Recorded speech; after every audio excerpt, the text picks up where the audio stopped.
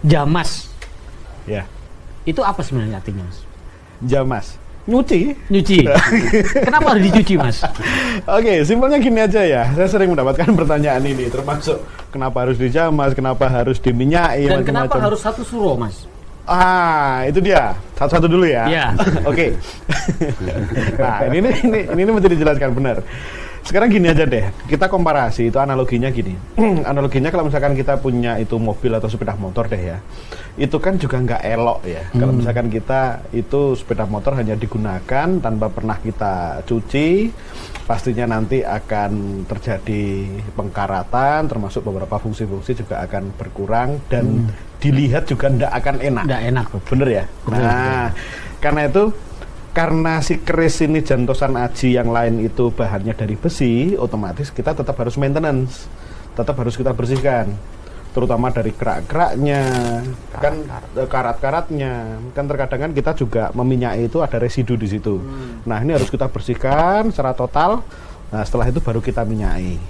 Nah sama juga pertanyaannya, kenapa kok harus diminyaki? Mesin aja juga perlu dikasih oli loh mas. Iya. Ya kan, biar tidak berkarat. Simpelnya kita berpikir seperti gitu. Tanpa kita perlu mikir macam-macam yang aneh-aneh.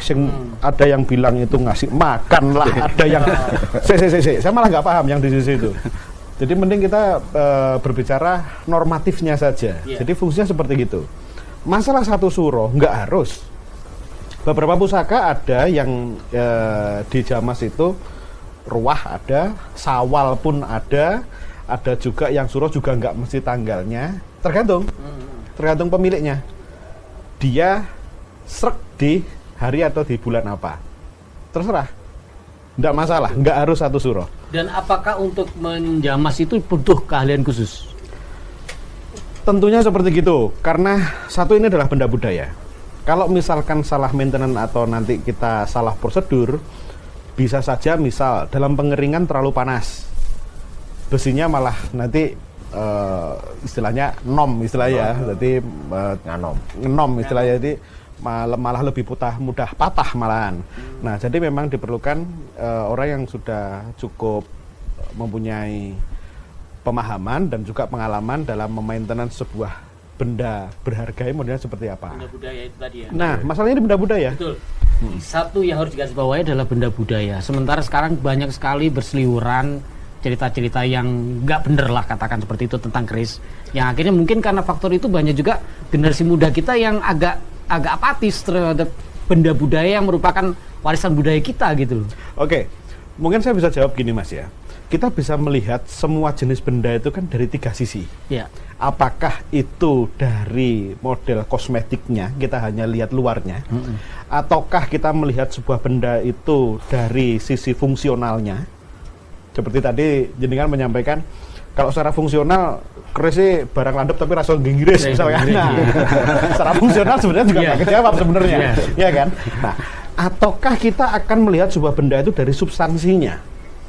Kalau misalkan kita ngomong itu dari make up-nya atau dari kosmetiknya, kita lihat keindahannya, utuhnya, jenis kayunya, tentunya kayu timo dengan kayu jati akan lebih mahal kayu timo, tentunya seperti gitu.